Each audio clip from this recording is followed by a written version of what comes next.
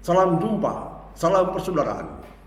Persiapkanlah jalan dan luruskanlah jalan bagi Tuhan, karena Ia akan datang menyelamatkan kamu.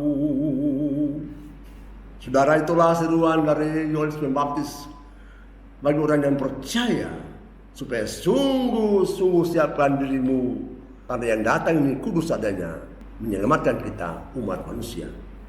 Pertanyaannya ialah, apa saja kita mesti persiapkan pada masa Advent ini?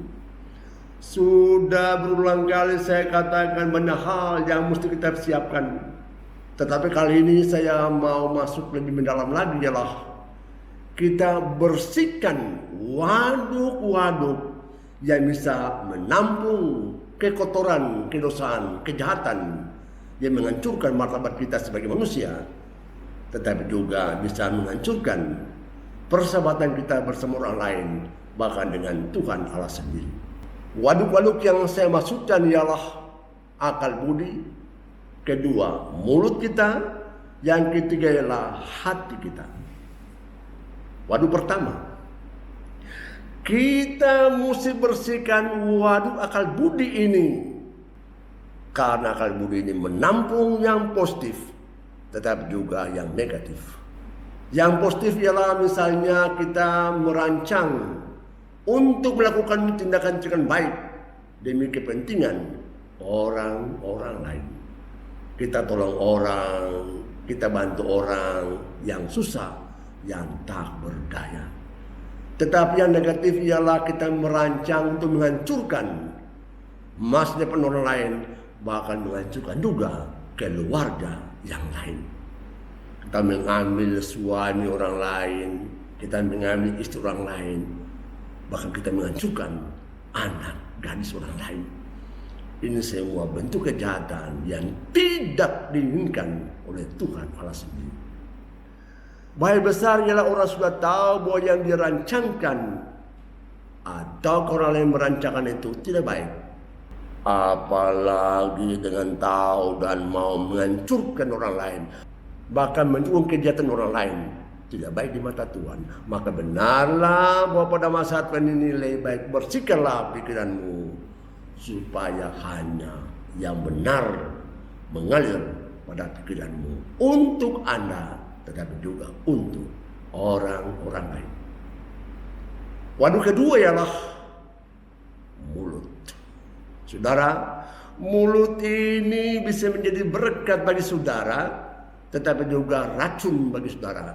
Karena kata-kata yang kita keluarkan itu entah pujian, tetapi juga bisa berupa penghasutan, penghinaan pada orang lain.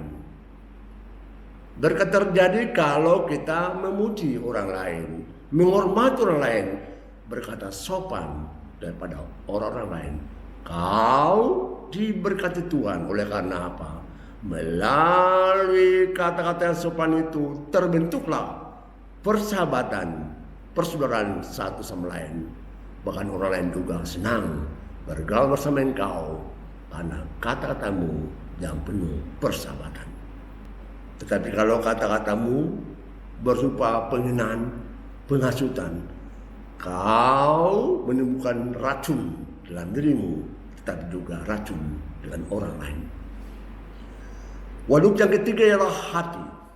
Saudara, hati bisa meracuni hatimu, tetapi juga hati bisa membuat Anda berkembang secara terhormat di mata orang lain. Kalau hatimu menyimpan kebencian, dendam, justru jadi racun kepada saudara. Oleh karena apa?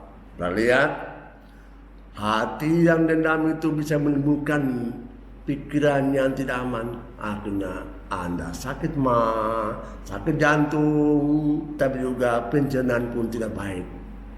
Anda punya fisik tidak jalan normal. Lebih baik Anda lepaskan semuanya itu. Tanamkanlah kasih pada hati saudara, supaya hatimu aman, damai. Dan dengan demikian Anda tidak punya musuh apapun juga. Advent mengajak kita sekalian untuk datang. Tanamkanlah kebaikan pada pikiranmu, tutur katamu, tetapi juga pada hatimu, supaya Anda berkembang secara normal dan hatimu penuh kasih. Saudara, supaya kita benar-benar mendapat berkat dari Tuhan, lihatlah kelompok ini. Inilah kelompok para frater NDC yang baru saja selesai Ekaristi Kudus. Mereka ambil waktu sejenak berdua pribadi di hadapan Tuhan. Mereka merenungkan bagaimanakah pola pikir mereka selama ini. Mereka juga merenungkan bagaimanakah tutur kata mereka selama ini. Tetapi juga mereka merenungkan bagaimanakah hati mereka tergerak untuk menolong orang-orang Kristen mereka yang susah dan tak berdaya. Ada juga yang punya kesempatan berdoa pribadi, mengambil waktu untuk berdoa di depan Bunda Maria, yang bersangkutan yakin bahwa Bunda Maria senantiasa mendengarkan doa-doanya dan mau membantu dia supaya berkembang sebagai anak-anak Allah. Ada juga mencari waktu berdoa pribadi di depan altar, yakin dan percaya Tuhan datang pada saat yang sama mendengarkan doa-doa pribadi dia. Ada juga mencari kesempatan untuk berdoa di depan Tuhan Yesus, yakin dan percaya bahwa Tuhan juga siap mendengarkan doa-doa pribadi. Bahkan kesempatan juga untuk berdoa di depan tabernakel. Disitulah ada sakramen, yakin dan percaya bahwa dalam sakramen itu ada Yesus yang mau memberkati dia.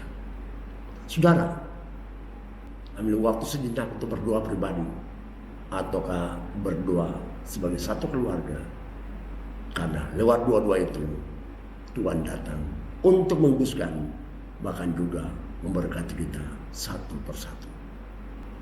Sampai jumpa.